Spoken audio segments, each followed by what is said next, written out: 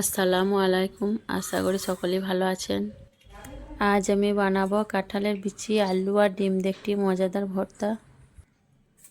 এখানে আমি কিছু কাঁঠালের বীজ নিয়েছি, বেশি নিইনি, অল্পই নিয়েছি একটা ছোট সাইজের সেদ্ধ করা আলু আর একটি সেদ্ধ করা ডিম, কাঁচা লঙ্কা কুচি আর পেঁয়াজ কুচি, ধনেপাতা কুচি আর একটি গোটা লঙ্কা তেলে ভেজে গুঁড়ো করে নিয়েছি। এই উপকরণগুলো দিয়ে আমি ভর্তা বানাবো। আর কাঁঠালের বিচিটা এখন আমি কড়াইয়ে ভেজে নেব।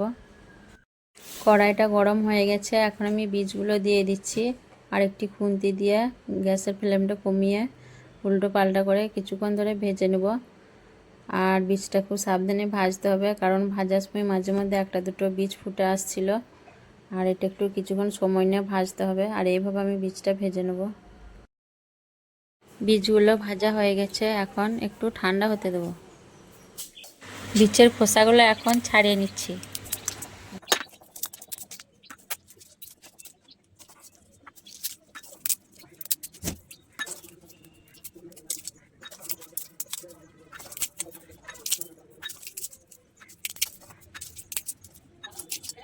খোসাগুলো ছাড়ানো হয়ে গেছে, এখন আমি এটা শিলে বেটে নেব। বীজগুলো আমার শিলে বাটা হয়ে গেছে, আর খুব মিহি করে বাটিনি, একটু দানা দানা আছে, খেতে ভালো লাগবে তাই। প্রথমে আমি আলুটা ছেনে নেব।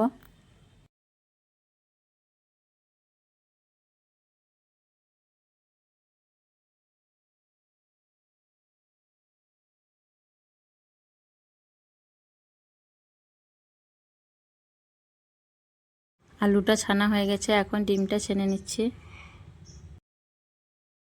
বেটে রাখা কাঁঠালের বীজটা নিয়ে নিচ্ছি।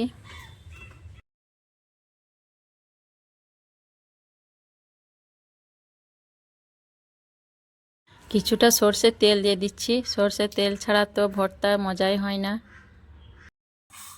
নুন দিয়ে প্রথমে আমি পেঁয়াজ আর লঙ্কাটা চটকিয়ে ভালোভাবে মেখে নেব।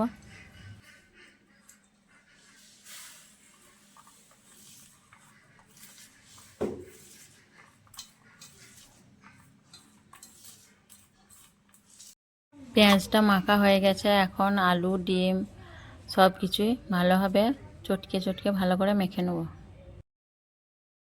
আমার ভিডিওগুলো ভালো লাগলে অবশ্যই লাইক কমেন্ট করবেন, আর আমার চ্যানেলটা সাবস্ক্রাইব করে পাশে থাকবেন। আর সকলকে অনুরোধ রইল ভিডিওগুলো পুরোটাই দেখার। তো এটা খুবই মজাদার একটি ভর্তা, গরম ভাতের সঙ্গে খেতে খুবই ভালো লাগে।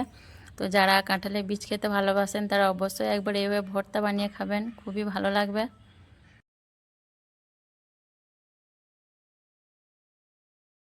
আমি এখন একটু চেকে নুনটা দেখে নিচ্ছি। তো নুন ঝালটা ঠিকই হয়েছে, আর আমার ভর্তাটাও রেডি হয়ে গেল। তো অবশ্যই আপনারা একবার বাড়িতে বানিয়ে খাবেন। তো সকলেই ভালো থাকবেন, সুস্থ থাকবেন। আসবো আবার পরের ভিডিওয়। আল্লাহ হাফিজ।